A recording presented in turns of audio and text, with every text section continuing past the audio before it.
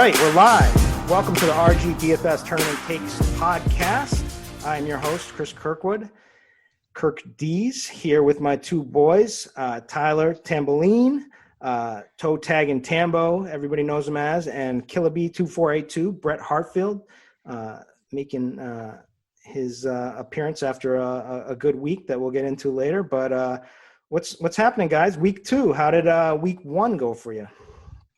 Not bad. I mean, it was a little bit of a frustrating week 1. A few things broke our way. A few things didn't. So it wasn't the overall best week for me. I had a couple shots in the qualifiers. I stone bubbled the 1K over guaranteed overlay. So that sucked. But overall, made a lot of right calls. I think the good news is, though, with week 2 is we're going to get into it, but you get to sort of double down on some of these takes, whereas most will just completely abandon everything because it didn't work out in week 1. So be a good conversation this week when we get into it.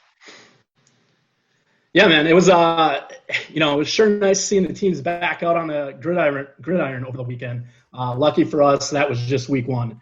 There's no better place to get in on all the action than with DraftKings, the leader in one-day fantasy sports.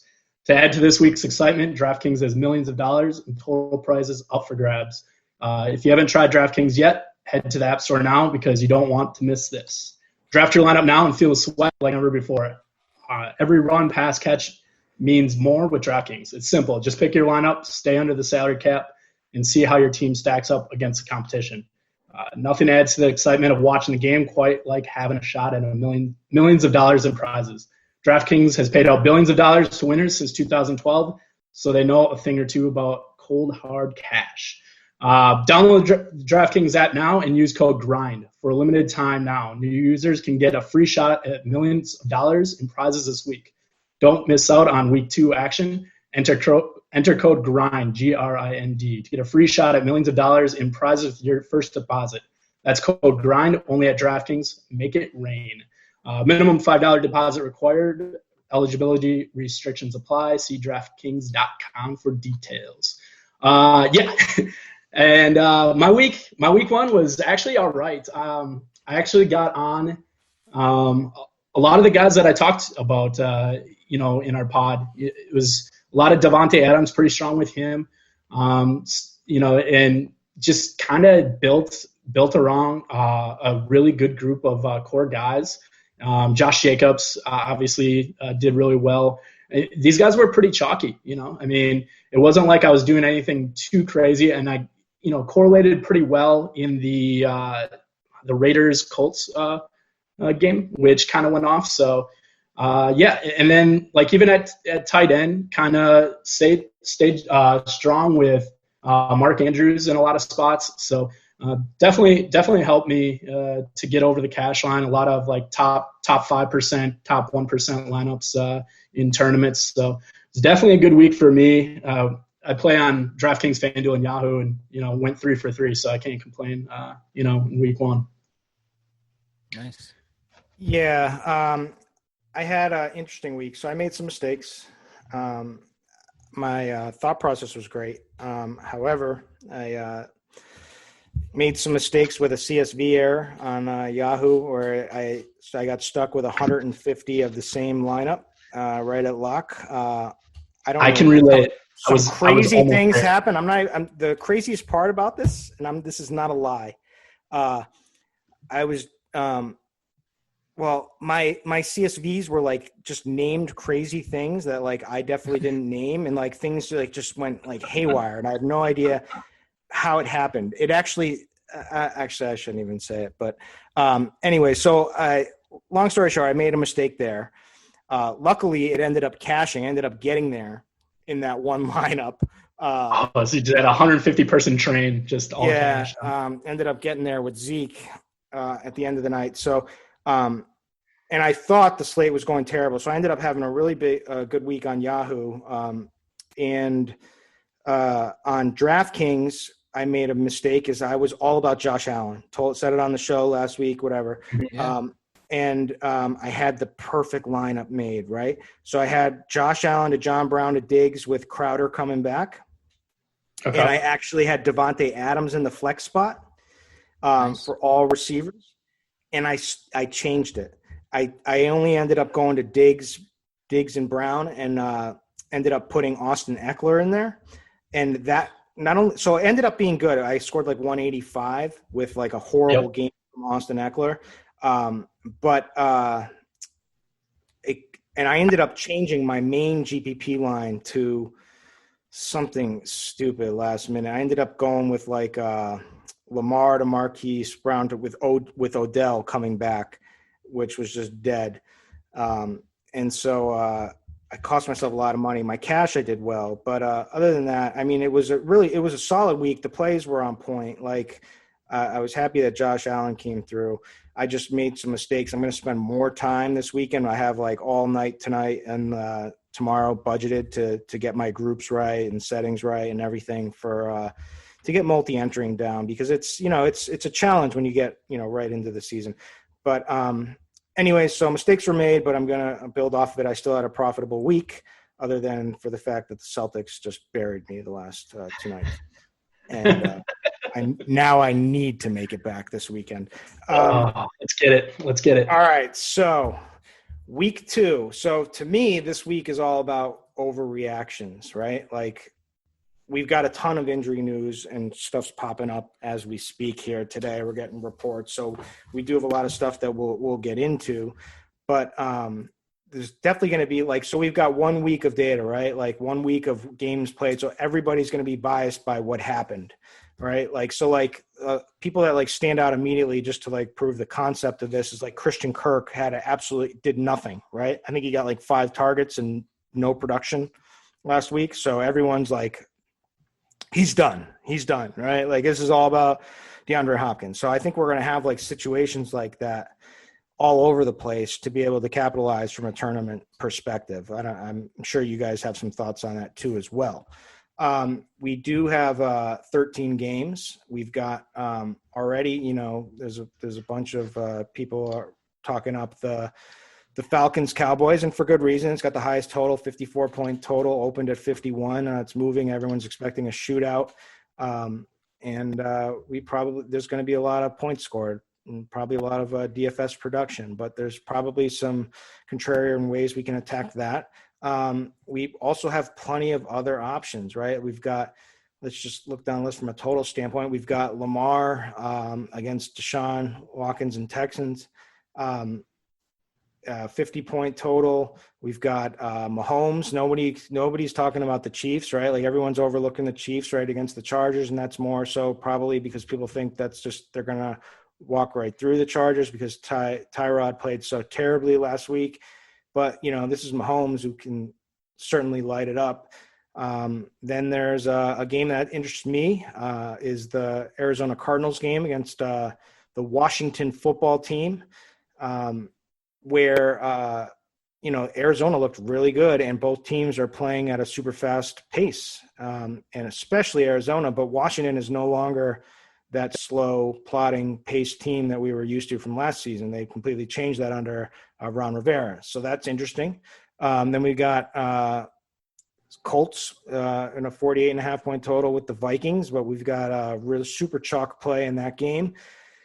And then another game that stands out to me that I think that's going to go overlooked is the Rams against the Eagles. 2 offenses that like to pass, right? And the total's a little low, 45.5, but I think that game could have some sneaky shootout potential. And then there's like a bunch of games that I'm really not that interested in, except for maybe the Bucks against the Panthers with Tom Brady.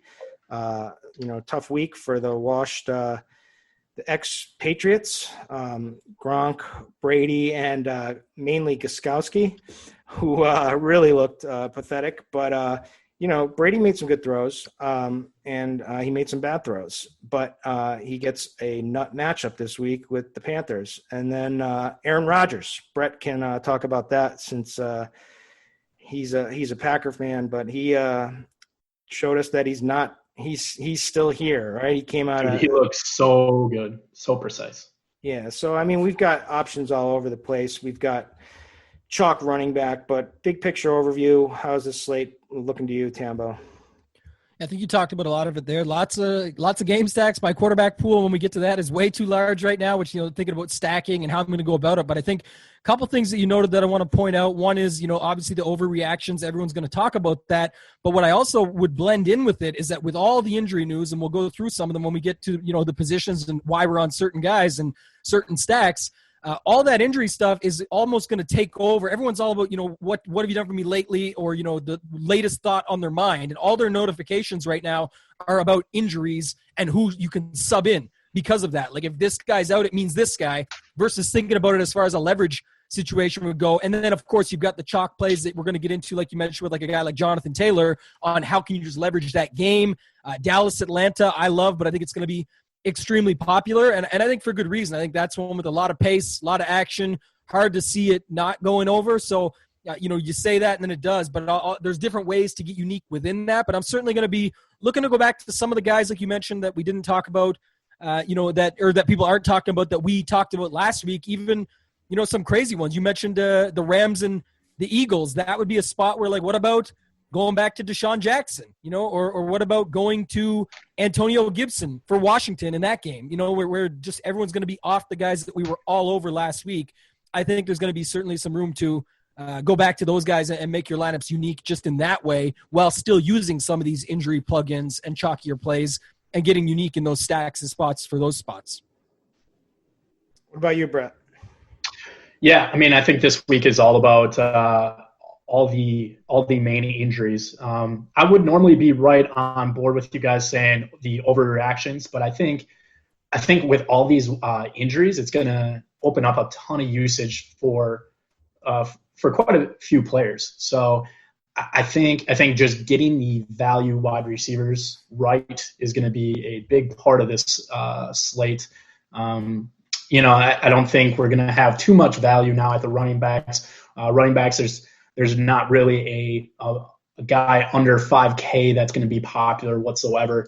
But yeah, it's going to be definitely getting it right at wide receiver value this week to pay up for the studs in other areas. So I still like a few bounce back spots in running backs and wide receivers that didn't come through in week one that I think you should still have some percentage of in week two. And just to make it a little bit different, like, again, paying up at wide receiver this week is going to be very contrarian with all these value wide receivers going to be popping in projection models.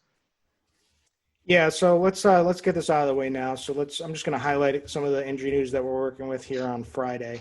And A.J. Brown out. So that's a big one, right? Like, these are this is Friday at 3:02 Central. This is number one wide receiver, so that's big. We already, Derrick Henry is already getting a lot of love as it is. Just would make sense that they even lean on him more. But there's some pass catching options in that game. Corey Davis and some others, and Jonnu Smith. There's ways to play that. How are we looking on Kenny Galladay? Galladay was just ruled out. Just ruled out. Yeah. Yep. All right. Him and Lindsey as expected, but you just talked about running backs in the 5K range, and now Melvin Gordon was, sort of in the talks, but now it's official. So we expected that, but it's just another piece. Another big one stands out. Chris Godwin is looking dicey, looking doubtful to play with the concussion protocol. So obviously, the first thought there would be Mike Evans, but other ways to play it. Then George Kittle got banged up last week with his the same knee, right? Like that. It seems like it's a recurring, constant thing. Maybe he plays. I don't know. What's you guys have any latest on him?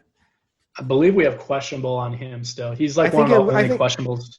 I think they're saying it like he could play, but like it just makes sense from a standpoint. Like they're playing the Jets, like who are just a train wreck and awful. Like they shouldn't be risking. Yeah. I don't know why they would risk him. They should just take him out and put Reed in. So that could be something that could be like a late, that could be late news on that we wouldn't find out until game time on Sunday.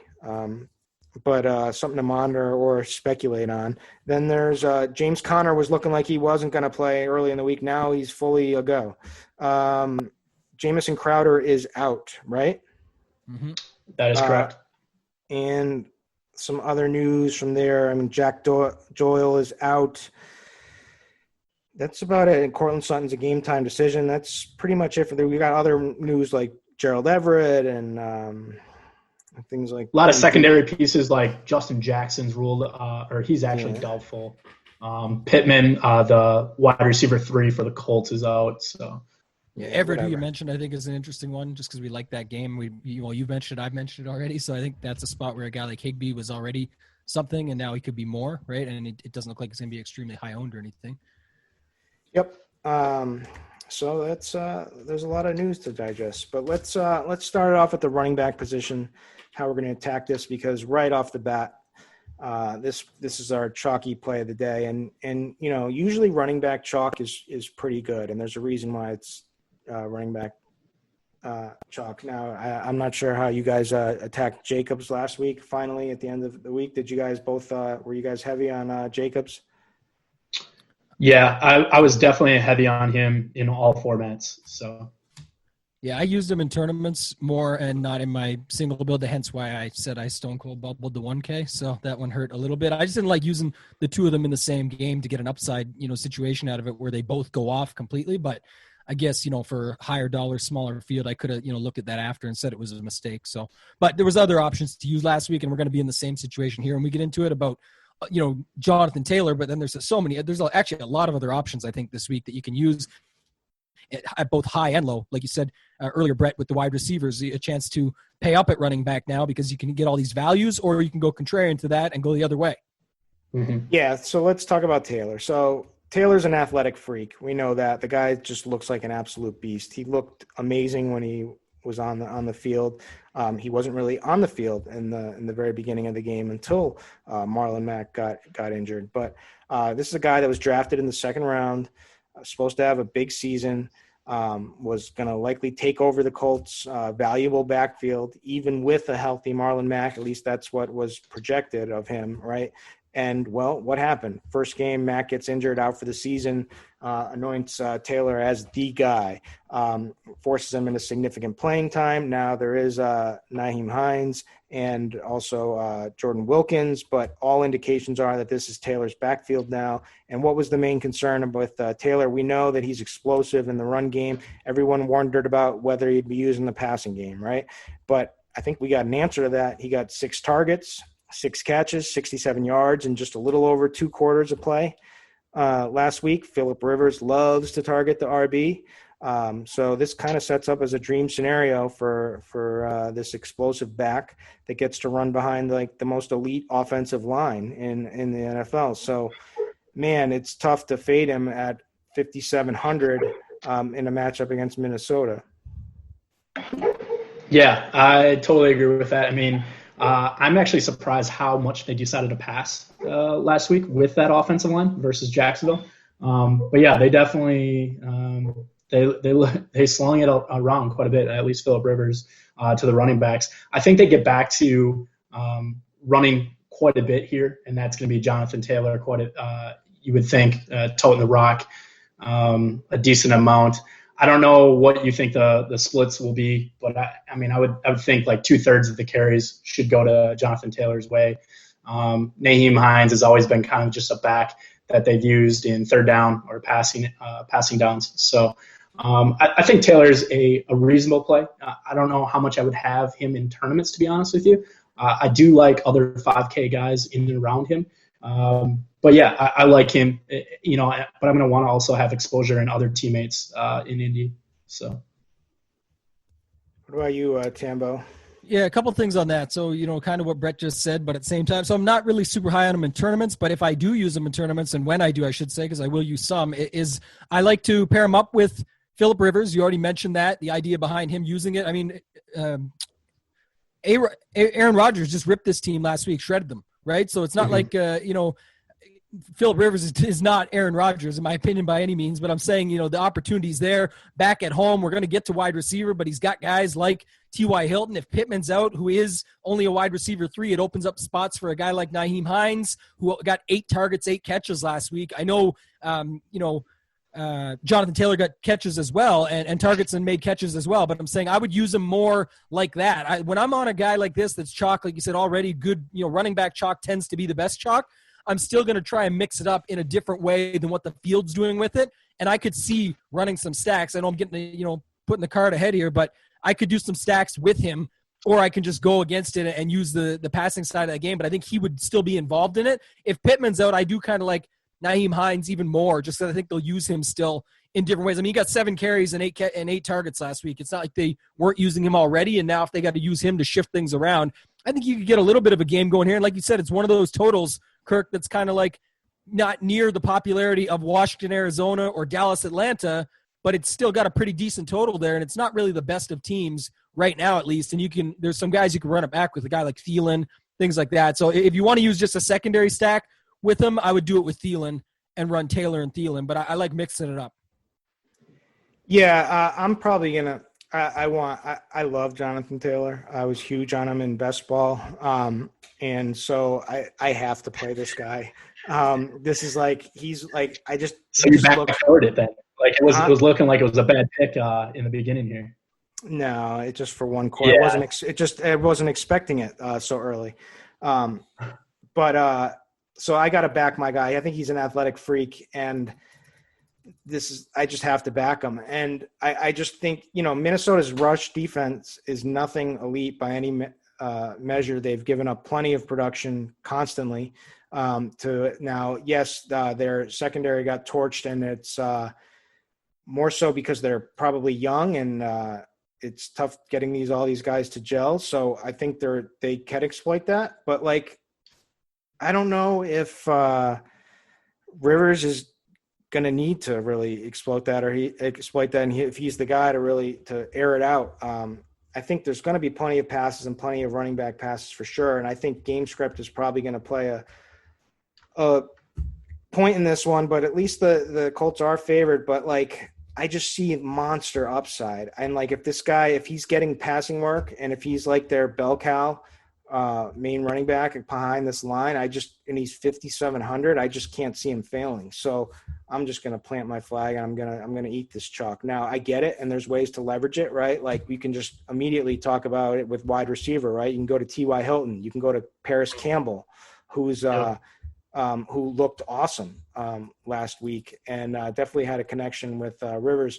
So there's ways to do that, and I get it. And T.Y. Hilton, I think, is a great GPP play because, we do want him at home where he can bust those massive plays inside the dome. But, I'm going to eat this chalk, so I'm gonna differentiate elsewhere.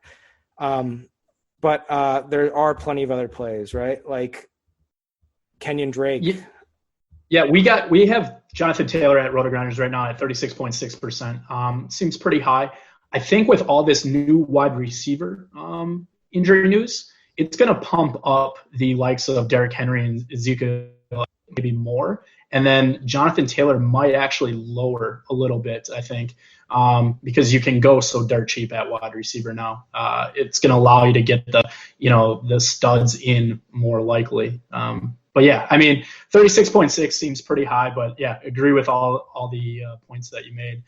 Huge advantage with the offensive line versus Vikings D-line. And I was alluding to it just from a same price range. Kenyon Drake is a obvious pivot. He's just 200 more at 5,900 in the same range.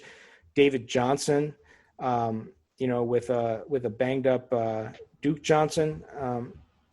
David Johnson looked good in a tough game against the Chiefs. Tough game script for him, but he looked good to me. Got 4 targets. Only 3 receptions, 32 yards, but you could tell that the opportunity was going to be there for him going forward. And with Duke Johnson hobbled, although maybe he's on track to play potentially at this point, but I don't see him being much of a factor. So I can get that play, although it's a tough matchup. And Melvin Gordon was looking better with Phillip Lindsay out, but really. The Pitt D is monster this season, right? And like Saquon couldn't do anything, and he couldn't do anything. What did I just want to pull up his stats last week? Saquon 15 rushing attempts, 6 yards against this Steelers D. It was just mind blowing to watch them continually try to run on it when you knew it wouldn't work.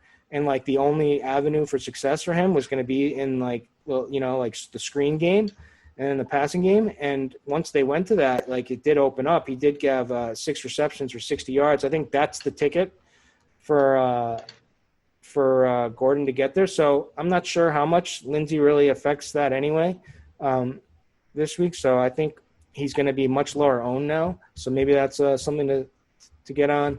But let's just talk about it. Zeke is just I love Zeke this week. And you have to love Henry too. Both of these guys, what are the odds that Zeke and Henry fail this week? Tambo, how are you approaching it with these guys? Yeah, I'm in on both of them. I got them both start up. Again, I know they'll be a little bit chalky, but there's certainly ways you can mix and match them. You can use just one or the other. I'm really letting more of, and I know we're not at quarterback yet, and I keep putting it ahead, but it's more of that is what is dictating the flow. And then sort of to Brett's point earlier is I do like a lot of these higher end wide receivers this week versus all the values. So it looks like for me, it'll mostly only be, one of Henry or Zeke in the lineup at a time. If I'm setting up a group on Lineup HQ or anything like that, that's sort of how I'll look at that, because I think they'll be together quite a bit with all these value receivers, and it'll automatically set me up for unique lineups in that sense. And then the other side of it is just, if I'm doing like a 3-max or single entry high dollar or something like that, then I'll put them together, because like you said, it's very hard to imagine that they completely fail and they don't have to beat, 100,000 or 200,000 people in a tournament. So I'm not as concerned. But in large field stuff, and it's Tourney Takes podcast, I'm probably going to separate the two, but I think it's because they're too hard to pick one or the other. The only thing I do wonder, and maybe Brett, I'll get your take, is, Zeke and his popularity and how good he looks. And man, he looks good, and all the stuff that he can do, passing game, using him more, letting Dak go a little bit with him. But then everyone loves the passing side of that game. So, and then on vice versa on that, you've got now all these Tennessee guys with A.J. Brown out that we're going to get to when we get to wide receiver with Davis and Humphreys and Jonnu Smith at tight end and all this stuff. Which one do you like to leverage more, I guess, is the question between the two of them, because the passing games definitely have some stuff to talk about with these running backs. Right. And both of the teams, Dallas and Tennessee are missing pieces for week 2, right? So, no Jarwin, that makes me think like, hey, they may lean towards Zeke more in the run game or even the pass game in the red zone. So, I like both, obviously. Derrick Henry just seems like a total smash. He should lead this week in carries. I'm kind of concerned that they gave him already 31 carries in week 1. Normally, we haven't seen Derrick Henry get anywhere north of 20 touches consistently until December. So with week 1, them giving him 31 totes, it's just like, how long is this guy going to survive touching the ball 30-plus times? But I think if there's a spot where they do it again, it's this one right here. Nice to see that he actually got 3 targets in the pass game too, which, being without A.J. Brown, they're going to have to lean, possibly a little bit more on Derrick Henry in the pass game. So, love the spot. No other running back got a carry in Tennessee. So I probably lean a little bit more on liking Derrick Henry than Zeke, just because I feel like I can get way more exposure to other pieces in Dallas through the wide receivers, where I'm not as confident in the Tennessee receivers. So, but before Kirk responds, I just want to say that's, I'm the opposite because of what you just said. And it's not a bad thing. It just says exactly what I'm thinking is I'm liking setting up a Tennessee stack because everyone, struggles to pick between Davis, Humphreys, anybody over there. So they'll just say, let's lean on D Henry, but I might set up in like a single entry or 3-max with a Tennessee stack, bring it back the other way, and then use Zeke in that stack since everybody loves Judy, Cooper, Gallup, all the conversations around those guys, even hearing Dalton Schultz be talked about. So, I like your take. I'm just saying that's another way to be different is to set it up the other side. And that's kind of why I said I like having them separated in something like that. And then I don't know if you talked about Barkley, maybe Kirk can chime in, but Barkley's right there. And then CMC, nobody is talking about. and he's the same price as last week. I know it didn't get the targets we thought, but he still had 2 touchdowns and panned out decent for his numbers overall. Yeah, I agree. I mean, the way I look at this slate is like, I don't even care if I play Zeke and Henry together. And even if I play Jonathan Taylor with them, like in the flex, and cause like, there's so many ways to get different, like there's just too many wide receiver plays. Ownership cannot be that crazy, right? Like there's going to be so many ways to differentiate. And the range of outcomes on all these guys are massive in the wide receiver game. I don't think the range of outcomes is that massive when you're talking about Zeke and Derrick Henry in these matchups, especially with like AJ Brown out, like you said, like, right. And they're playing Jacksonville, right? Like they're not going to, it's going to be successful when they run, right? Like they're not going to stop Henry. So like, it just seems like can't lose except like if he gets injured or something, to me. Anyways, but there are other plays I like, and I do want some exposure elsewhere. And I'll get into some of those. I think Saquon is interesting. I think they're gonna have to. He's gonna be out of favor after the rough game against Pittsburgh, and it's a game that everyone looks at that's gross because everyone values the Bears defense, but like. He should be able to – they're going to have to lean on him all game, and he should have much more success against this defense on the ground and in the running back pass. So I like that. There's other plays like Ronald Jones who look to be the guy. Now, people can talk about Fournette, but I don't know. I don't really see them pushing Fournette much. I don't think he's that good. So Ronald Jones, the guy, I think, especially because of the matchup against Carolina, which is also a little worrisome because it was funny watching Brady in his first drive where they looked great, right? Like he hit Godwin on a great pass, and then he did his QB sneak, and he was all amped up and, just yelling, and then reality set in afterwards. But so he's going to want to have a much better performance. The whole team is going to want him to have a much better performance, and it's there for the taking against Carolina, right? Like they should be able to do what they want. So maybe this is another pass-heavy game. But if it's not, and if they want to go the easiest path, Ronald Jones could have a big game, in my opinion.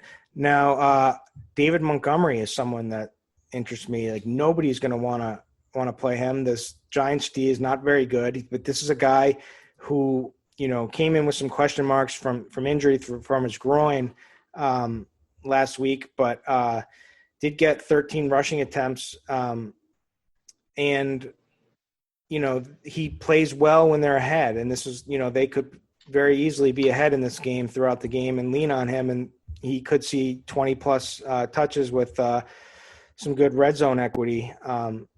And no one's going to have him, and he's in that range too. So, and then there's like Tambo said, Antonio Gibson. We can go back to that. I think that's going to be a sneaky game in general. I don't know who else. Like where else are there? Miles Sanders, Brett? Any interest?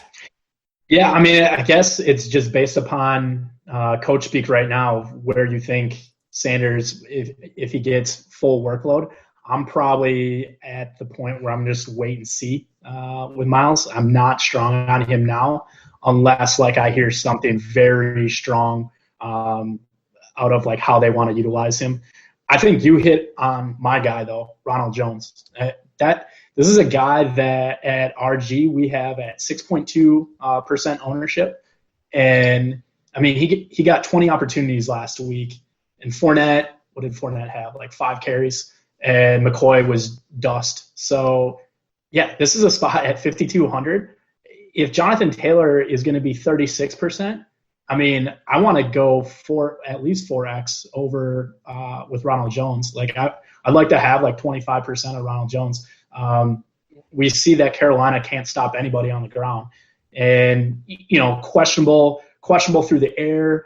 Going to be without one of their maybe their stud wide receiver. Obviously, Godwin's already ruled out.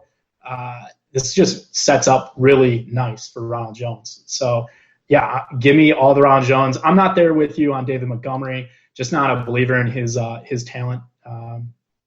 But probably willing to spend up on certain guys at running back, like going back to Clyde Edwards-Helaire or Delvin Cook.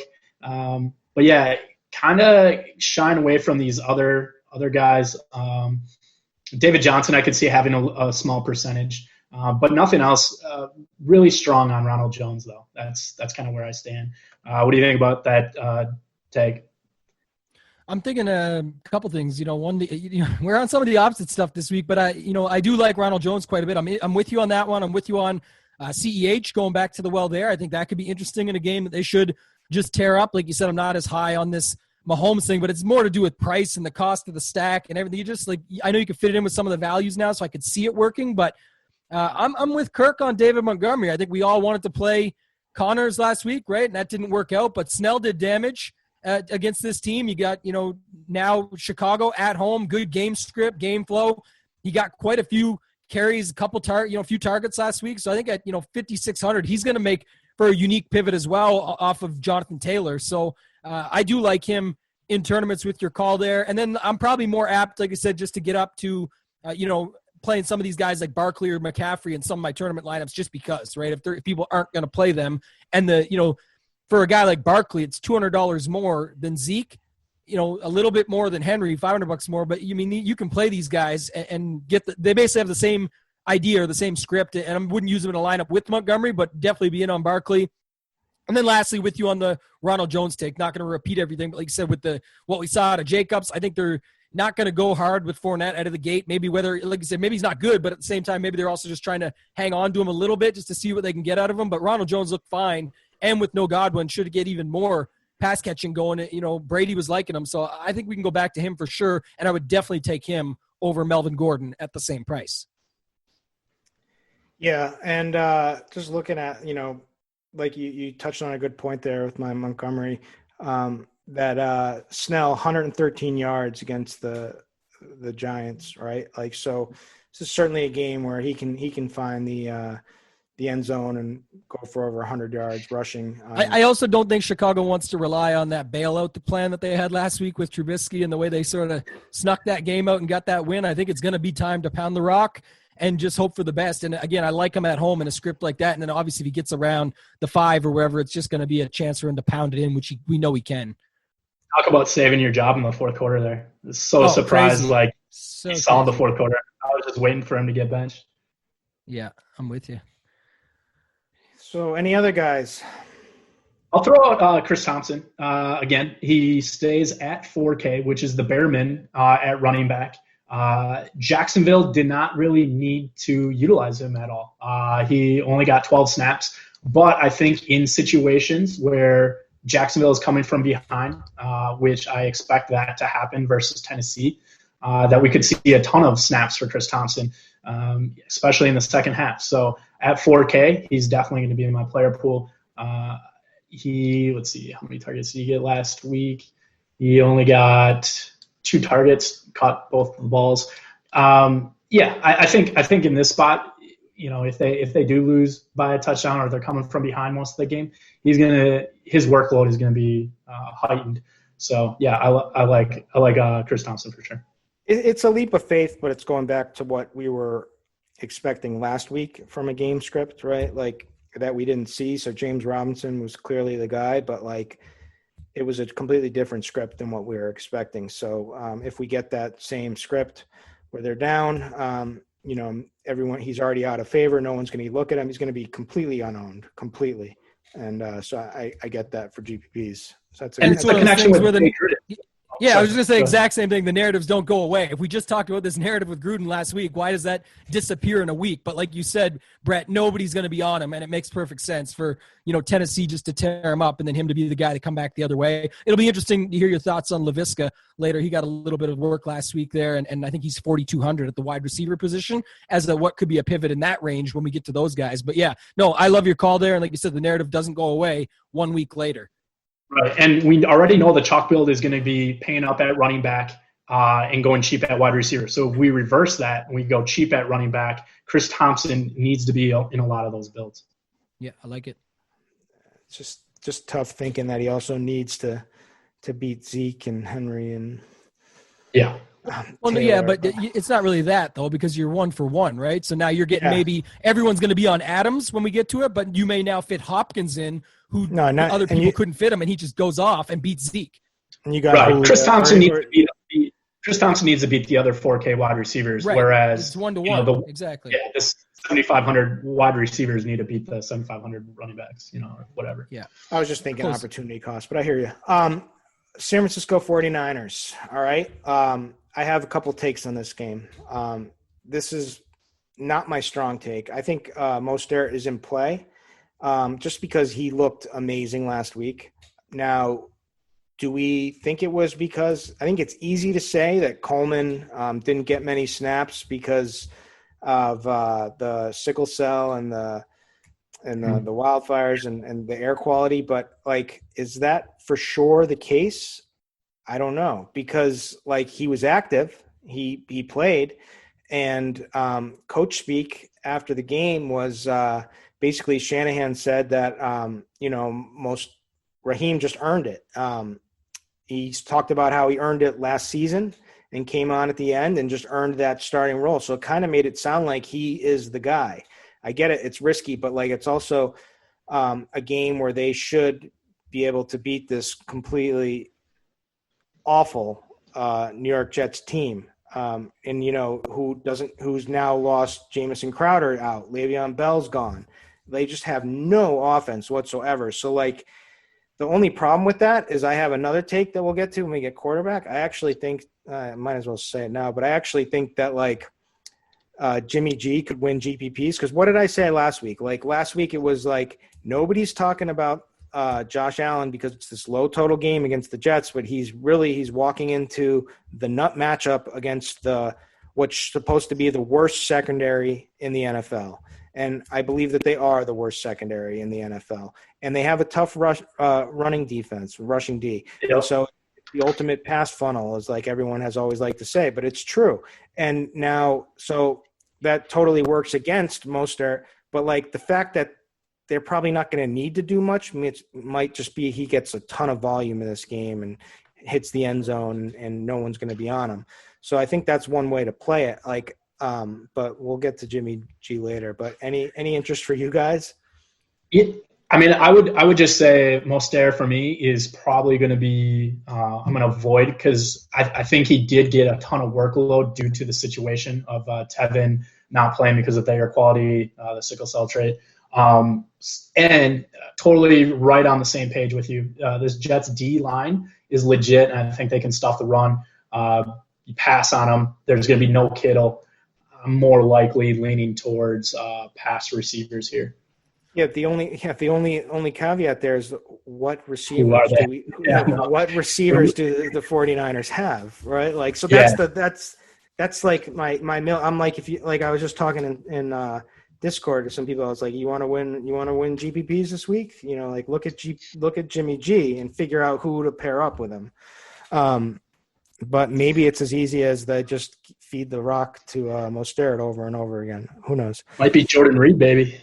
It's probably Jordan Reed, Brandon Ayuk. I'm with you on those takes. I was going to bring up Jimmy G, so I'm glad you did. But that Mostert thing, you had me have a look at it, and I forgot. I did hear the stuff about Kyle Shanahan talking about him after the game. It wasn't to do with just the sickle cell thing. That's probably coach speak. It probably was, to Brett's point. But at the same time, he did talk about what he earned last year. And I forgot about the run that he went on with 11 touchdowns over 7 games or something, including the 4-touchdown game against Green Bay. And then it was a streak of 6 games in a row with at least a touchdown. Every game that he got 10 carries or more, he was getting a touchdown. So, and then enough yards and some catches too. So I actually don't mind that call for tournaments. I do like that. And, like you said, Jimmy G, who will be a good segue because we're getting into quarterback now, is a good guy to go with as well. Probably Jordan Reed and Brandon Ayuk would be the guys, with Samuel still out till I think week 4. Yeah, so that's enough running back plays. There's plenty there to throw in your lineup. So let's move it on over to quarterback. So that's our first hot take of the week, that we're all potentially interested in Jimmy G. No one's going to play him, and we're going to have to figure out who to play with him when we get over to wide receiver. But you guys did just mention Jordan Reed. If Kittle is out, that could certainly be the case. He's so cheap, man, that would open up a lot for your lineups, right? Like you just be able to fit anybody you want in. But other QBs, like we gotta talk right about the top, right? We gotta talk Lamar because like you can fit him. It's a big game, and I mean, he's just so damn consistent, right? Like it's just he didn't even have like the monster. He did have a good game last week, and he looked amazing. But like he didn't like it was a complete route, and they didn't really have to do much. And he still went for 27.5 fantasy points. He still threw for 275 yards, 3 passing TDs, 7 rushing attempts for 45 yards. Last year against the Texans, he ran for 86 yards. Certainly had a decent game passing there as well. I expect this game. I think that the Texans put up more of a fight than people are projecting at this point. I would hope so, at least. I think they have a bunch of weapons. It's tough to trust Dimplechin himself on calling a good game plan, but I think that this game will be competitive. If that's the case, like Lamar could just absolutely go nuts. We haven't seen like those monster runs yet. We haven't seen him get in the end zone, and that's coming. And this could be the week. He's 8,200. It's tough. Like he's not the priority because I always, paying up a QB is never the priority. But if there's ever an exception to that rule, it's for Lamar. What are your guys' takes with him? Yeah, I mean, every time I look at a quarterback, I'll instantly look at, wide receiver, tight ends, optionalities, like just what they're coming in for a percentage own. Even though Lamar is going to be highly owned, I don't think now that Marquise is over 6K, like I think people will be off him. And that's one guy that I have queued up at just check ownership levels on Marquise Brown. So I think having tournament exposure to this offense, I'm gonna want that the whole all 16 weeks. So I don't know. Like I'm gonna have a ton of love for Mark Andrews still. I don't think Lamar can buoy 2 receivers like he did in week 1. So I mean, I'm fine with rolling out a naked Lamar. I hate rolling out naked quarterbacks without a wide receiver or tight end, but just because of the lack of correlation. But I mean, Lamar is the ultimate guy that can get 2 to 3 touchdowns on the ground. So yeah, I'm gonna have plenty of exposure to him, and I think based upon ownership, both Marquise Brown and Andrews will be still owned, but I kind of like where they're coming in right now, right around the 10% range. So. I like stacking this game, and we saw what Houston did on the way, with Will Fuller. I mean, they gave his route tree, just like expanded it, so his ADOT was a lot lower, a lot more targets, and for the ownership that you'll get, I think this makes it an easy game stack too. What do you got, Tambo?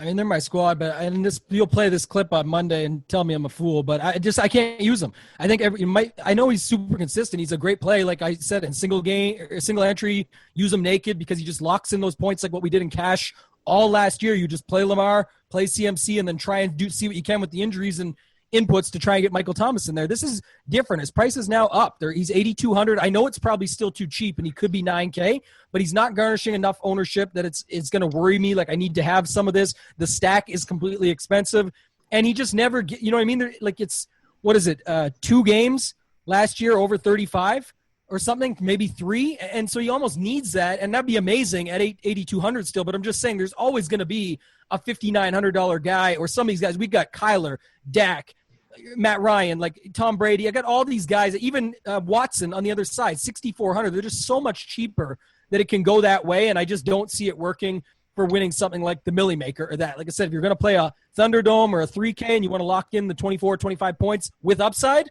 that's what you do. But I'm not using them in tournaments because I just don't care. I'm still in on your take with Marquise Brown, and I like that. I like Fuller. I like using some mini stacks there, even Andrews at tight end, but there's just so much value on this slate that you could say use it to pay for him, but there's those running backs you can use it on as well. There's other positions, and there's just so many quarterbacks I like here. Another quick note, because we just talked about Jimmy G and what we're going to go to with the plays there. But Kittle's officially out. Just got announced. All right, Jordan Reed chalk. Come on down. Yeah. All right. So what I'm just going to say quickly last about Lamar is that, like, we're going to get – like, his passing looks so on point this season. That he looks to be much improved, that we're going to get a 300-yard passing bonus and 100 yards rushing bonus, which he did have last season when he played Tennessee, but he only threw for 1 touchdown, had no rushing touchdowns. If you throw some touchdowns in there, like, he's going to, like, just absolutely smash. And so, like, and I love pairing him with – I don't like pairing him with Marquise Brown, Hollywood Brown this week after the price increase, and more so that – not that, like, Roby is someone that we really have to completely – he's a shadow lockdown corner or anything, but, like, he kind of is. He just blanketed Tyreek, and I think that, like, it just makes it easy for Mark Andrews in this situation. So I think that's an easy stack pairing that I like. But I get it. He's expensive. But another reason that you can play him is that we have so much wide receiver value opening up, and now we got Jordan Reed at tight end opening up. Like, it's just another week where we can do it, right? Yeah, it's a contrarian move to your point, but it's just like I say, you're subbing out now one of Zeke, one of Adams, one of Henry, any of those guys we talked about. So it's a way to be different, and that's what we're here to talk about. But for me, like I said, I just see so many other cheap stacks that will work out great, I think, that I can use all those other, what we just called sort of not lock plays, but guys that we love at those positions, that why would you go any different, and what else would you expect? Yep. So the next play that I like the most, I mean, so we'll get to in a second. Dak is going to be popular. I'll be interested to hear your guys' takes on that. But the guy that I love is Kyler Murray. So basically, Murray looked awesome last week in a tough matchup against the 49ers. What stood out to me most when I was researching it and writing him up was that he dropped back to pass 51 times, and 30 of those were no huddle. Had a monster rushing game, 91 yards and a touchdown on 13 rushes. 5 of them were designed, 8 of them were scrambled per Pro Football Focus.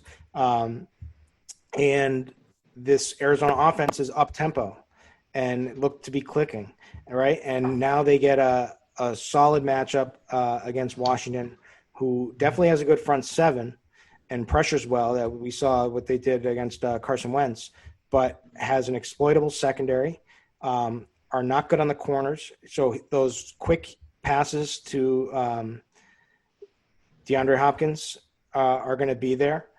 Quick outs, get the ball out. Also, I think if they do have such a good front seven, they are going to be putting pressure.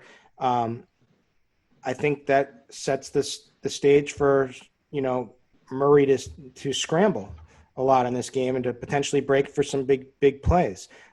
He basically has a plethora of weapons. Christian Kirk is really interesting to me just because, like, he's that out of favor play that that I believe in still, and he's cheap, so it's easy to make some really, like, high powered stacks. And as I mentioned earlier in the show, that Washington is playing faster. They played it much faster. So this game projects to play at a super fast pace. The prices are right. You get the rushing upside. I think that if things break your way, you could put up a monster day. You guys with me? Yeah. Go ahead, Brett. Yeah, I mean, basically everything you said. They played San Fran, super tough D-line. I think I read something on Pro Football Focus that he had only an average of 2 seconds in the pocket, two seconds flat in the pocket, and then he was out. And you're right, Washington D-line, pretty strong performance in week 1. I don't mind that. I want Kyler Murray to use his legs. So kind of agree that they're soft in the defensive backfield. And one guy that I have written down for bounce back is Christian Kirk. So if people are down on Christian Kirk's role in week 1, his target his targets, obviously, almost everything went to D-Hop.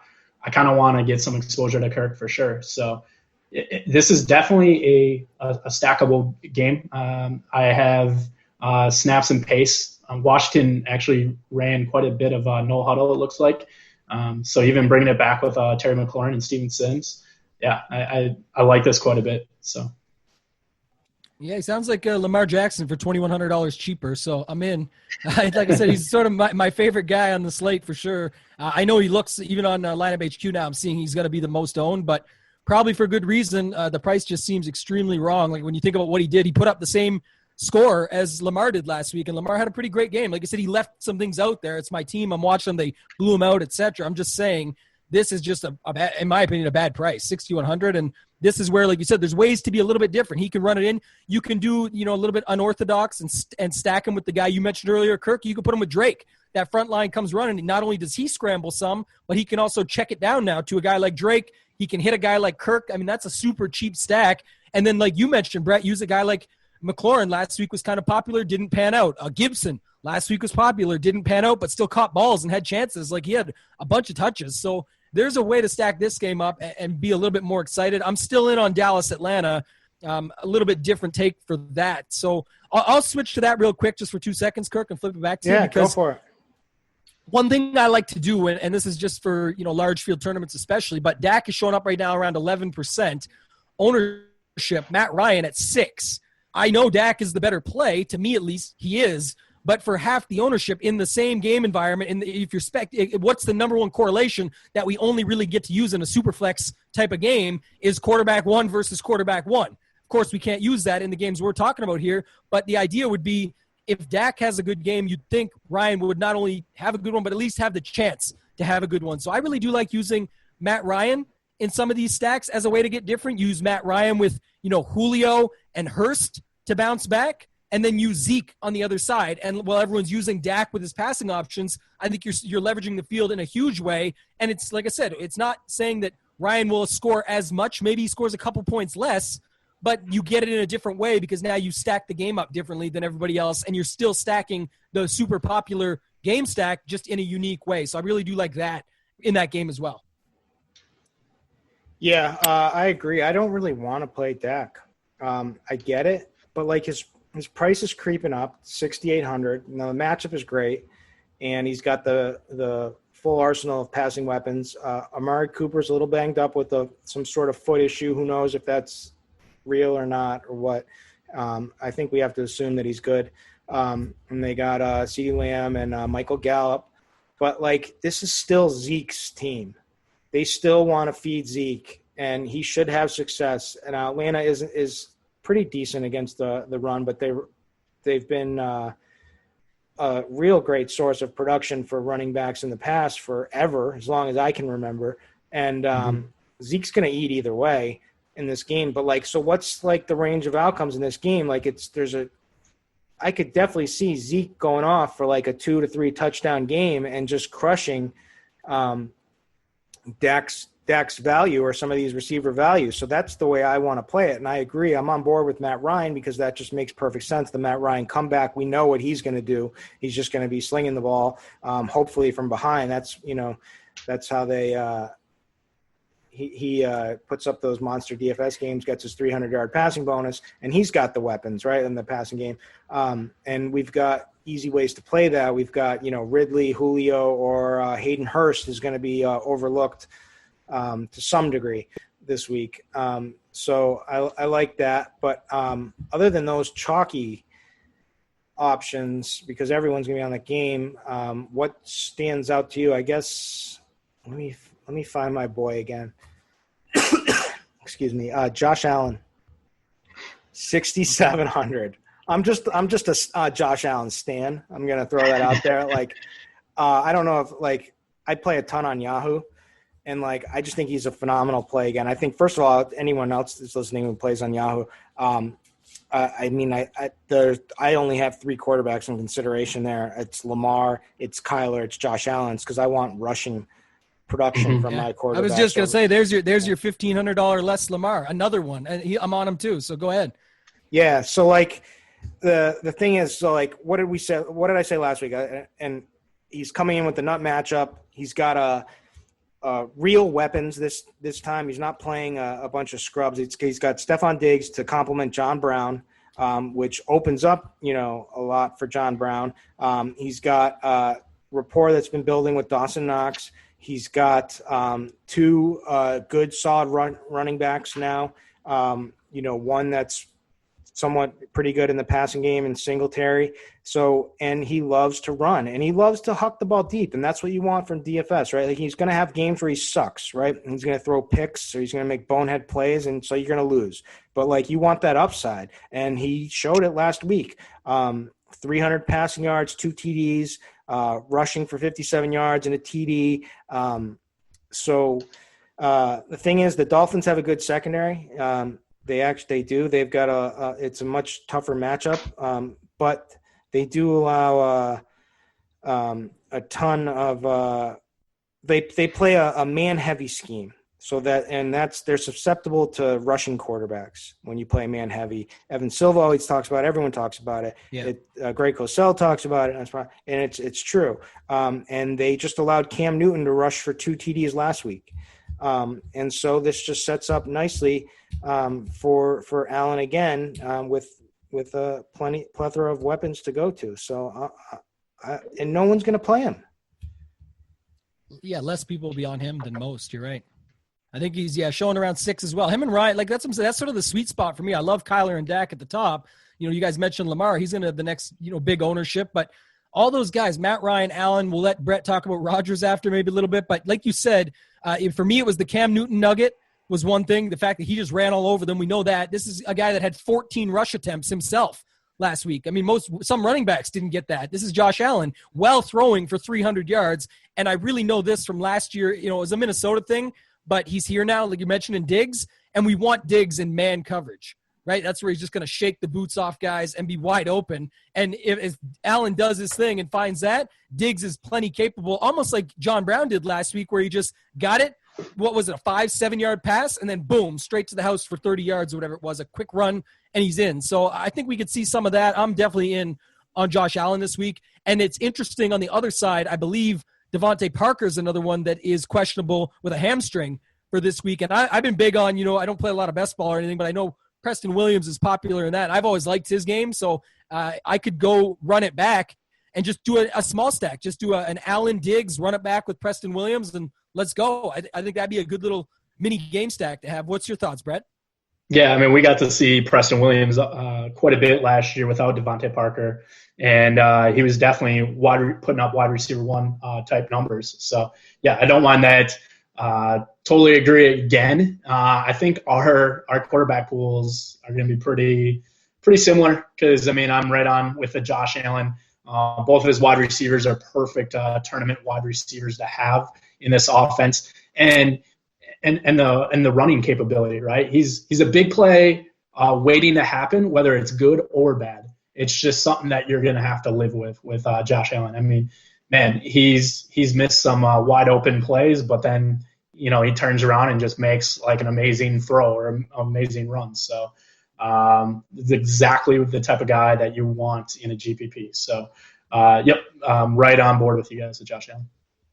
You got Rodgers this week? Are you in on him? I want to know your take there because you're a Packers fan. Yep. So I'm leaning towards Matt Ryan over Aaron Rodgers. Very similar style quarterbacks in a spot where, yeah, I do expect the Packers offensive line to stuff, and Detroit has no pass rush whatsoever. So, I mean, this is going to be another pretty easy spot, I think, for Rodgers. We saw how well he looked in week 1. But I think I'm going to just get most of my ownership to the wide receivers here and probably stay away. Now, with no Galladay, it does kind of tighten things up on Detroit's side. So it makes for an easy and interesting stack if that's the way you want to go. But I think I'd rather actually roll with Stafford, ownership-wise over Rodgers, and then just buy a few pieces of Detroit. I mean, these are basically throw only type of quarterbacks now. So I mean, Rodgers does not run the ball as much as he used to. So I think double stacking Stafford and bringing it back with a Packer wide receiver would be more common in my lineups. I like that. One thing, Stafford just didn't throw deep. And he just doesn't like if Galladay's out, that would be, if he's in, that would actually help him tremendously. But I definitely like TJ Hawkinson.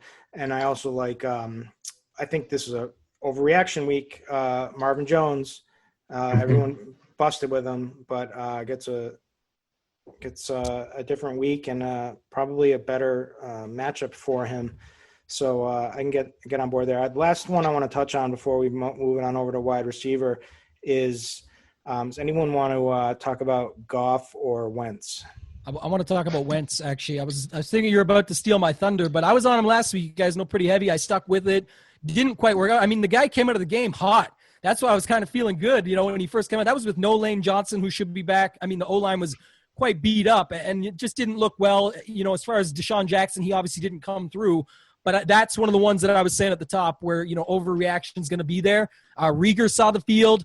Goddard, who I had as a conviction play last week and liked, he had a great game. Ertz still had a good game. I mean, there's a lot of pieces in this game that you can use, and I think it's it's probably a sneaky stack as far as the week goes. I didn't even look to see what Wentz's ownership is showing up at. I think it's like nothing right now. Yeah, 2.6%.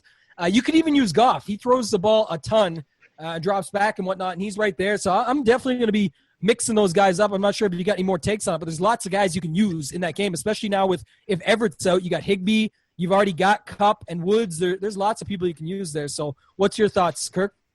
Yeah, so what interests me about Goff, so certainly on Yahoo, where he's like $22, I think he's completely cheap. I like this game to be like a sneaky shootout game. We saw with Wentz, we saw like the massive amount of air yards that went to Rieger and Deshaun Jackson. We know he likes to swing it. He's going to have he gets did you mention that he gets what's his name? Lane Johnson. Yeah, Lane Johnson's back. Yeah, he's already starting to practice on Wednesday. Yeah, and that's huge for him. Like there's like people who have the split numbers on that. They're just massive with Wentz's production. So I think Goff is going to have to sling it. Now, it's not the best matchup. This isn't the Eagles secondary that we were used to last year because they have Darius Slay now, Nicole Roby-Coleman they added. So they're better. And they also bring pressure, which is scary because we all know how Jared Goff deals with pressure. He sucks. He doesn't. He does not deal well with it. But they're going to have to sling it. Hopefully that they can protect him. There's Robert Woods. There's Cooper Kupp. There's plenty of options for him. There's Higbee, who should have a bigger role, especially with Gerald Everett, banging up his back or whatever happened to him. And so it just makes it easy. So there's like a lot of upside in that stack if things play out right for you. And it's just an easy bring back with Deshaun Jackson or Rieger on the other side. There's also Miles Sanders is another way to play it. So there's plenty of big upside potential in this game. So I am interested in both sides of it. All right. Wide receiver. So, man, we've got a lot of cheap plays. We've got a lot of high-end plays. We've got the game with the monster total. We've got, everyone's going to be talking about Amari Cooper, Michael Gallup, Julio Jones, Calvin Ridley. That's no secret. Like, people expect that game to shoot out. CeeDee Lamb is another option. But we do have these injury situations where – there's going to be a bunch of value plays now. So let's just go down the list of potential guys under 5,000 on DraftKings, right? There's CeeDee Lamb, which I just mentioned. There's Paris Campbell. One that's going to be potentially popping now is Rashad Perryman on the New York Jets because he played 100% of the snaps last week. And now they don't have Crowder. So the only options really in the passing game are Perryman and Chris Herndon. So those are interesting. Those are cheap plays that could, and Crowder certainly paid off. He got lucky with that, where two Bills defenders ran into each other and he got loose for the monster touchdown, but he was still having a decent PPR game. Anyway, there's Deontay Johnson. There's Mike Williams. Like, these guys are all cheap. There's Christian Kirk. There's who else? Who else opened up recently? Corey Davis, Adam Humphries, Yep. Paris Campbell, Mike Williams. There's lots of guys in this range that people are on. Preston Williams, which we've kind of touched on already. Yeah. So just a ridiculous amount. So what do you guys? How is it? How are you narrowing this down, Tambo? Well, Brett, sounds like you got some. Go ahead. Oh, I mean, I'm kind of putting them into different categories, right?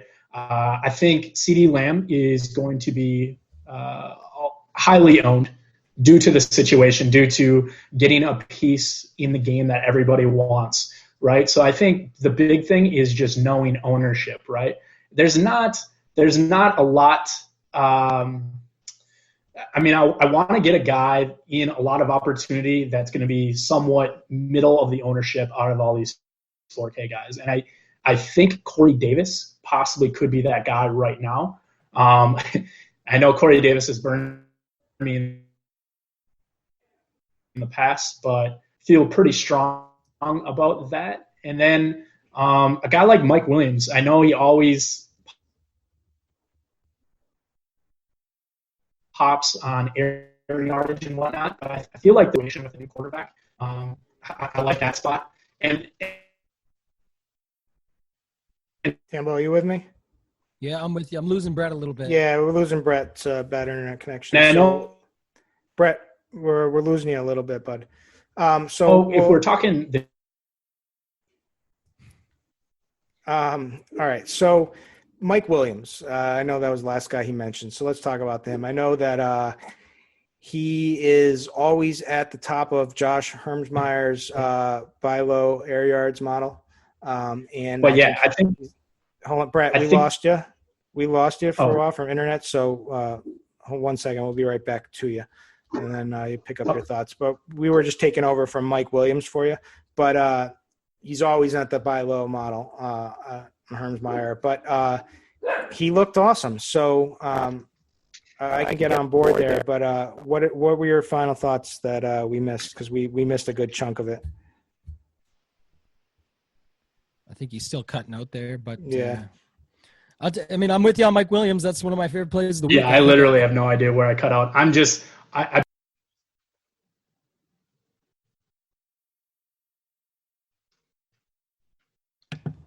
All right, keep it going, Tambo.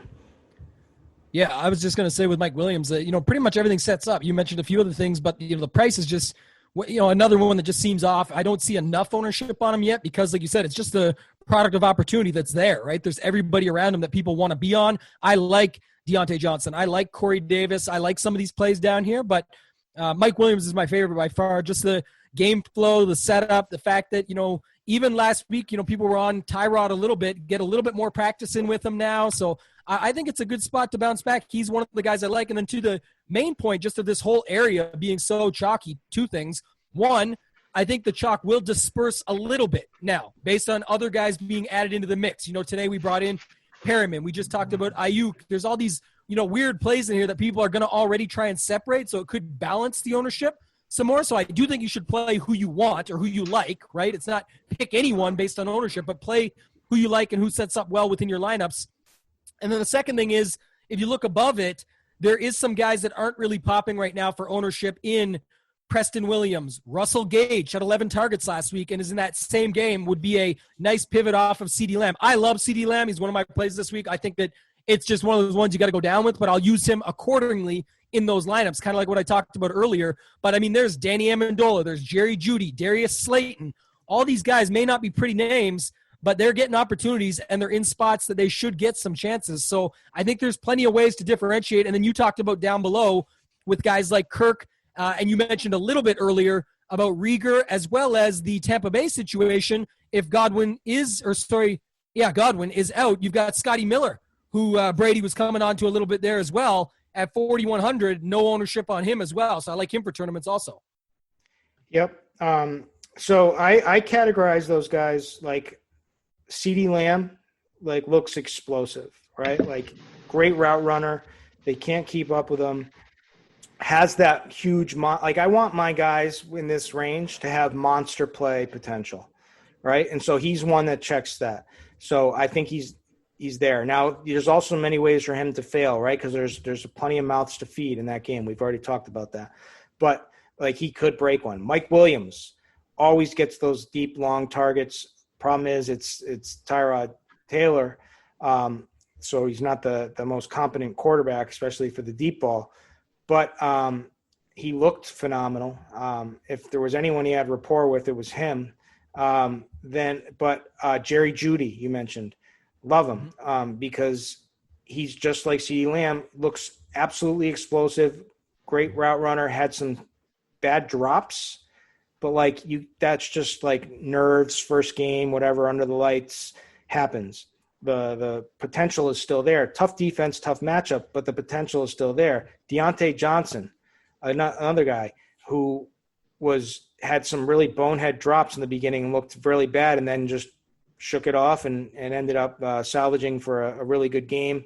Got 10 targets even when he wasn't playing well in the very beginning, and has plenty of potential. So those are like the guys of the monster upside. Christian Kirk, we know, has monster upside, like in the years past.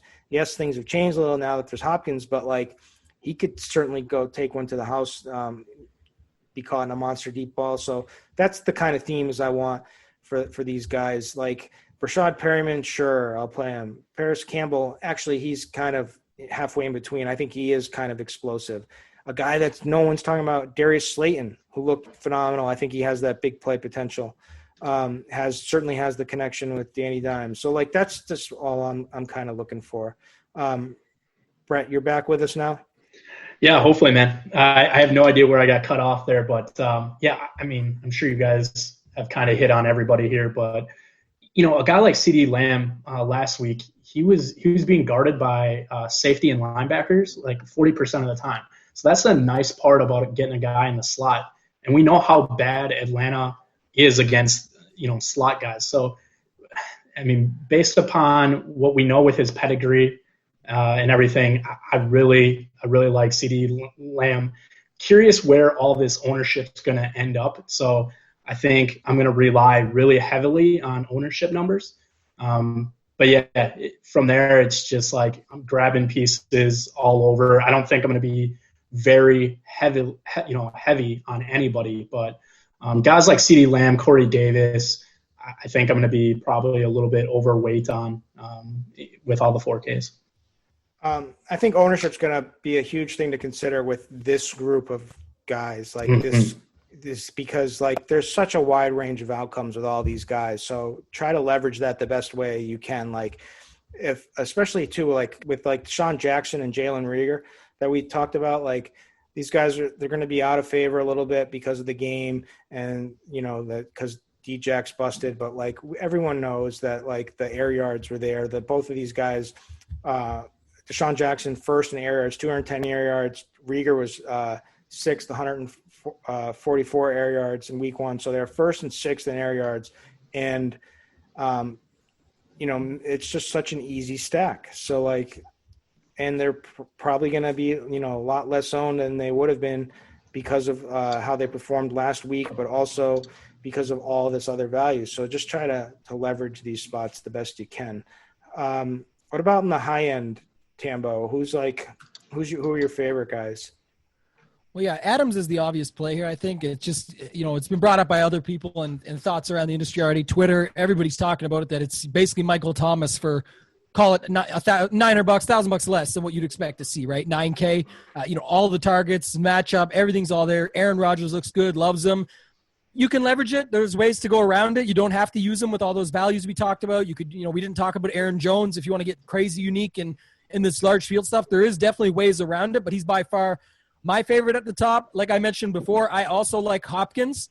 Yeah. He's going to be, way lower owned. And I know Julio also is a good play here, but I think Hopkins being squeezed between the two of them is probably the way to go. And just, again, get yourself that stack. You've got Kyler Murray, who we already like. You can put in too easy. Hopkins.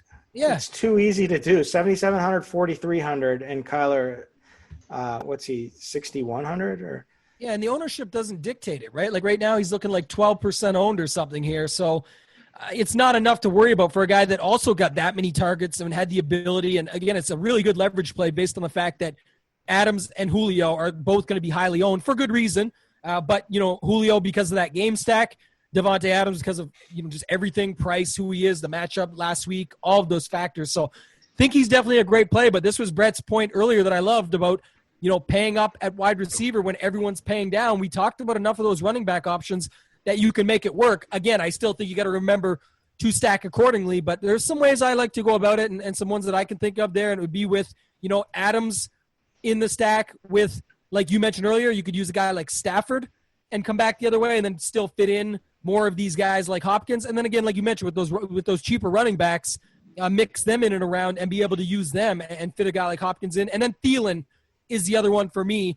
Another guy sort of squeezed between Julio and Ridley there, the two Atlanta guys that just, again, in the middle, I like that game. We like, Hilton, who we talked about, being able to, even if you just do a mini stack there, that worked last week with, who was it, with the Green Bay, Adams and somebody else. Adams and Thielen. Adams and Thielen worked last week. Yeah, I was just going to say that. So, yeah, you've got Thielen and Hilton could be a way to go this week. So I do like Thielen there at 7,200. All right, last I'm going to mention Kendrick Bourne. We got to find somebody in this game, right? Like it's Jordan Reed now that's opened up, but there's Brandon Ayuk. Is he on track to play? Yeah, but I think he is. Go ahead. I think I checked a little while ago and it was. And anyway, but like it looks like the main guy is Kendrick Bourne. And I don't know anyone else that I would feel comfortable playing. So I think he's going to be low owned. And like I said, this Jets secondary is an absolute joke. Adam Gase is an absolute joke. The Jets are an absolute joke. They're going to be a train wreck. You can already see it. They're just going to like give up on the season, right? Like you can already see like everything, just the whole building burning down. I expect Jimmy G to crush them this week. So Bourne would be my guy, I guess.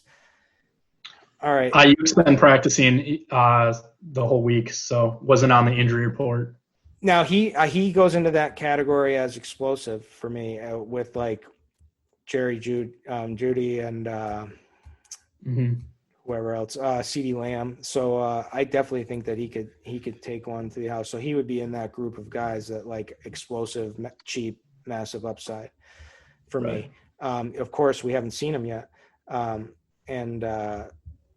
may not be any chemistry, may not be a big part of the offensive game plan. We don't know, but it could happen. Last kind of guy that's going to get overlooked, Allen Robinson. Complaining about his contract, right? Like wants to get paid. There's been a lot of talk in the media about that, but like, I don't think anyone's going to play him. Any interest for you guys? I'm probably not leaning towards him this week.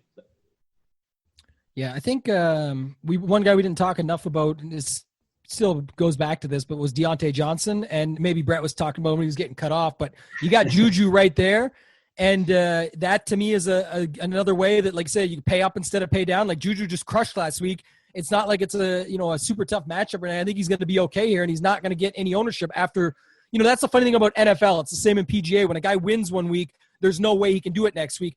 But football, is almost the same way. Someone has 2 touchdown week, and then the next week no one wants to play them for some reason because how could they do it again unless you're a guy like Devontae Adams? But I mean, Juju Smith-Schuster at 6,500 is a great price. I think Allen Robinson would be a nice little guy there as a leverage play as well. And like I mentioned earlier, I don't want to go back to play Trubisky or anything like that, but you've got that situation setting up. You could have like a Trubisky, Robinson, and use either Slayton, who you mentioned, or use Barkley, who we talked about on the other side, and just run it that way. And so I don't hate it for large field stuff, but it certainly won't be something that I'm high on. I like Juju a lot more right there. No one's going to use. And even Diggs, who you mentioned as well. All right. Yeah, and I'll throw out one more guy. I know Tambo loves the narratives. Kirkwood, big on narratives. Bruce Arians said that he wanted to get Mike Evans more involved. Says he needs to get him at least 10 targets. Obviously, now with the injury situation, and even Arians calling out Tom Brady. I mean, this is a spot where, I know our projection ownership isn't updated right now with all the injuries, but we currently have Mike Evans at only 7.9%, which seems really low. It's going to be like when Evans played the Giants and went and broke the slate the week that I played Godwin. I remember that week. I think and this is just you had Evans, I remember. This is a way to obviously pivot off like all the chalky Dallas, Atlanta guys that are at the similar price right there. It's going to be interesting. There's so many good plays that I don't think anybody's going to really take like a high ownership. So I think you just got to plant your flag and go with your guys. I think Mike Evans though makes a lot of sense in certain stacks if this game were to shoot out. Yeah. I don't hate that, and we didn't talk enough probably about Brady earlier. I know we're so much injury stuff to hit on, but I like that, and I had to take at tight end. Last week I got my call right. I knew that troll touchdown was coming with O.J. Howard. Yep. This week my call is actually, and I'm glad you brought up Evans because it just made me think of this now of getting some of these in there, is that I think it's going to be Gronk week. I think we're going to flip it this week, and we're going to go back and see Gronk get used more, and Brady trusts him, go back to that, and then you could use him with Evans, and we've seen stacks like that work in the past, only it was Amendola mixed in instead of Evans, and I think Evans has a way higher ceiling. So if you go Brady, Evans, and Gronk, who's still kind of cheap, there's a bunch of values at running back and wide receiver. You could even fit in CMC and get the other values just to plug in there. Lots of values to plug in. So, and it would be unique enough that it doesn't matter the chalk on all the other values. So I really like that you brought that up. I could see that because, I think Gronk is dust, but, I feel like this is a matchup where they could just completely do whatever they want. So maybe they get him going. But I also then have the thought of, that they kind of want to preserve him for any sort of, playoff run at some point. And, which is what New England did last season he was there. He didn't really get utilized much until playoff time. So I'm kind of torn. But that's a good segue into tight end. But which – made me ultimately think about, we've pretty much gone all show without even talking about the Chiefs Chargers. Right. So that just shows me how they're going to be completely low owned. Right. Are we overlooking them as I get it that people aren't expecting the Chargers to put up points because they looked so pathetic last week. And we didn't bring up Mahomes at all. That's crazy. We didn't bring up Mahomes. We didn't bring up Tyreek. And I get it. There's Chris Harris Jr., there's Casey Hayward, there's Desmond King. This is a good defense. But, this is still the Chiefs, man. This is the true cheat code in offense, with all the weapons. So, and I was thinking about it because of tight end because I was thinking about Travis Kelce. Are we missing anything, Tambo, here?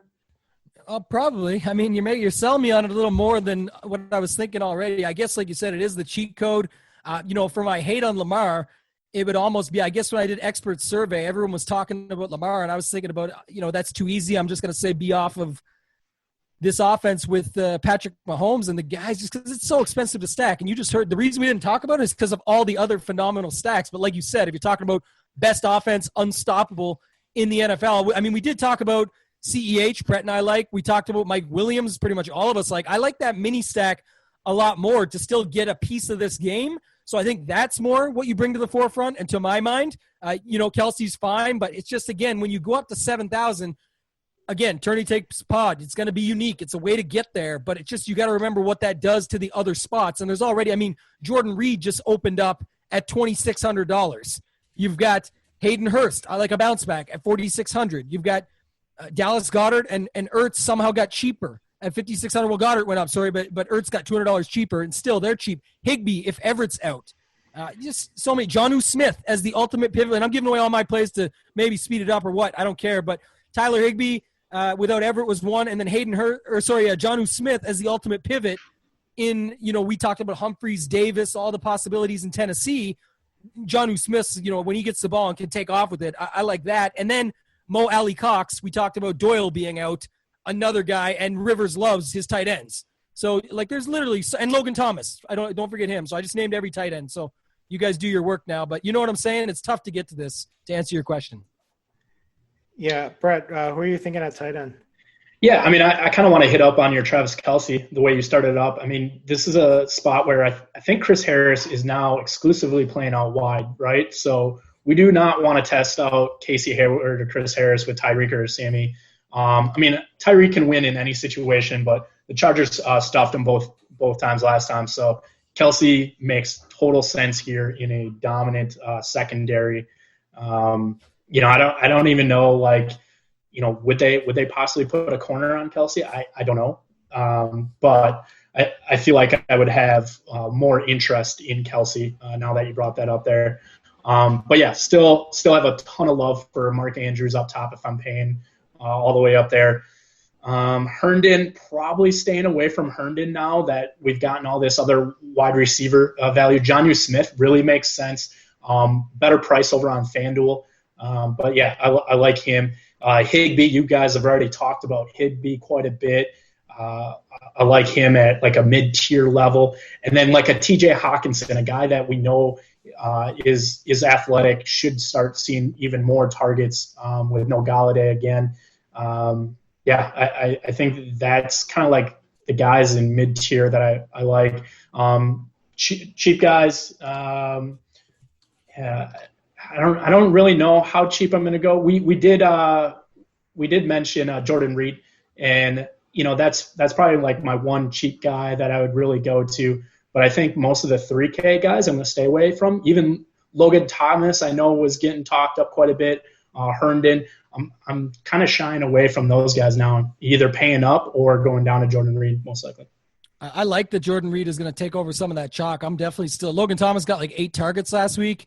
They should be down. It fits that game we're looking at with Kyler and how cheap he is. And if everyone – like he was going to be the highest owned, and now I think it's going to just drop automatically to Reed, and people are going to try and upgrade one of these wide receivers or something. So I'm definitely still in on Thomas. I like the rest, but I do like Thomas there. All right. To me, there's a plethora of plays here. We've got the cheap play. I like Logan Thomas, like you said. I like Jordan Reed. I'm fine with Chris Herndon because I think he's just going to have to get targets. Tyler Higbee, I'm fine with. Like you said, Jonnu Smith, I'm kind of fine with, but like I'm a little worried about just Derrick Henry, eating everything in that game. Hayden Hurst, I think, is a way to get some exposure to that Atlanta-Dallas game, and especially if I'm going to be fading some of the popular pass catching options, which I plan to do. Then Hayden Hurst is a great way to ruin a bunch of those guys' production with some end zone touchdowns and certainly priced reasonable. However, the number one guy for me is Mark Andrews. I think it's clear. Came through with 2 TDs last week in the dream matchup, but what really stands out is that his snap share dramatically shot up, which we expected because Hayden Hurst gone. But he also ran more routes than any game last season, and which all happened in a blowout, right? Like, so basically all the encouraging signs are there. He went for 74 yards in a TD last year when these two teams met. And Hollywood Brown, which I mentioned earlier, should end up seeing plenty of Bradley Roby, who just held Tyreek Hill in check and is Houston's secondary best weapon. So he's clearly Lamar's number one wide receiver, and we get to use him as tight end. So to me, I love it. So if I can make it work, Andrews is going to be the priority. But all those other guys are there. Any one guy? Yep. Yeah, one guy that I'll throw out there too. Super athletic dude. That his target share should go up. Snaps were awesome last week. He had 6 targets, 81 yards, and a touch. Is Noah Fant. No Cortland Sutton. At 4,400, tough matchup at Pittsburgh. But I mean, talk about a physical freak at 4,400 that can take one of the house. I think that's Noah Fant at a reasonable price. Like that call a lot. Good that one. reminds me of one last one. If we were overlooking this Chiefs game and we thought about Travis Kelce or want to play this Chiefs game, which I'm going to start, after this show, I'm getting the way my brain works, I'm going to start making Chief lineups. And it's just, I can already see it now. But Hunter Henry basically saw a massive target share What do you have? Let me look it up. He had 8 targets, 5 catches, 73 yards in the first go around. But the thing is that, Tyrod's always utilized the tight end, and he's never really had a really good tight end. He had Charles Clay, who would get good production with him, but like Hunter Henry is a different level of tight end. And so he's going to go completely overlooked in this game, which, maybe I'm starting to sell myself that maybe the Chargers can put up some points in this one, and this game can be fantasy gold mine. But maybe I'm crazy and I'll lose my money. So we'll see what happens. All right, let's end the show. We've gabbed for a lot longer than we should have, as we normally do. But let's give the people one final stack, even though we've talked about 800 stacks. But who's your favorite stack this week? Take it away, Brett. Putting me on the spot here. Okay, I will. Let's see. We'll go with a stack that I talked about. It was the Arizona-Washington stack. So stacking up with Kyler Murray, go to Christian Kirk, bring it back with Terry McLaurin. I think it makes a lot of sense. Love it. What about you, Tambo? Yeah, I think it's more secondaries that I talked about a lot of that I like. But if I'm going with just I like the Matt Ryan side. Even though I'm heavy on Dak, I'm going to make sure I've got enough Matt Ryan the other way. So I like the Matt Ryan with Julio, with Hayden Hurst, and then bring it back with Zeke. Even though I'm heavy on the pass game on the Dak lineups, and you could even use Dak with him, I do like the Ryan side for single entry or 3-max just to make yourself unique and still use the game that everybody wants to use. And me, it's going to be Jimmy G. Actually, I'm not going to plant my flag. I'm going to plant my flag with like the high-end chalky play that people don't want to play this week, like Tambo said, because he's too expensive, and we don't typically like to overpay at quarterback because the range of outcomes just aren't as large as they are at other positions. So, but I still see a monster game and the potential in the making for Lamar Jackson. I think we can get him in relatively easy with a lot of this value. I think we can even pair him up and spending up at tight end, which is also usually a tough thing to do with Mark Andrews. We can run it back with either Will Fuller or David Johnson. And I could even jam in, I'm hoping, this is hypothetically because I haven't actually built the lineup yet, but I'm expecting that I'll be able to jam in even at least one of Zeke or Derrick Henry, maybe even both, and just go all low-end wide receivers. I'm not sure if that'll actually fit the salary caps, but I'm going to attempt to do it. But anyway, that's going to be my stack. And that's it. Any final words for the people, or should we end it? No, let's get that money in week 2. I know you guys, or Kirk, you're talking about having a bounce back week here. No, I made money enough. It's a bounce back week from sports betting, degenerate sports gambling on my on my home team Celtics that I really set myself back with. So I've got to make some money. So yeah, this has been the RG DFS Tournament Takes podcast, and we'll catch you again next week. You're gonna make me play some fucking Lamar lineups, man.